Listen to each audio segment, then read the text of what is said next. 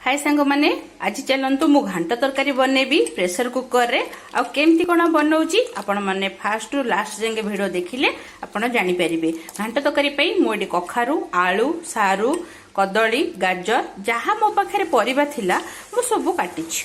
देखंतु बे हमें प्रेशर रे देई दबा परिबा सब।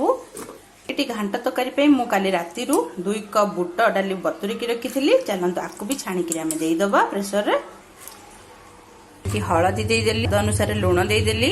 ये 2 कप पानी देदबा तापर कवर करनबा। मैं गैस लगाउची गोटे सीटी आसिले आपण फटकी बंद कर देबे।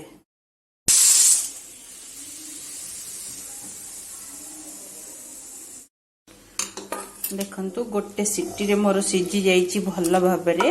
कदली पड़ीची बिली पूरा कला कला देखा जाउची। देखंतु सोरिष तेल नहीं टिके फुटण नहीं पियाज देदबा लंका देदबा। पियाज टी मोर ब्राउन कलर हो गलानी। चलंतु अदा रसुण मैं अदा रसुण पेस्ट 2 चम्मच देइछि। टमाटो देदबा। ये स्वाद अनुसार लुण देदेली। हलदी भल भाव कषिबा।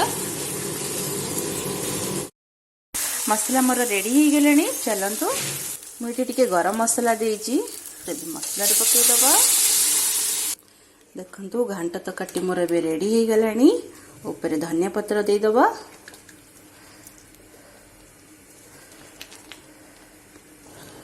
घांट तरकारी मोर रेडी। चलतु ऊपर आमे धनिया पत्र दे दबा फ्लेवर पाई। आकु रुटी सहित भात सहित पूरी सहित आपन इच्छा जमती खाई पारिबे।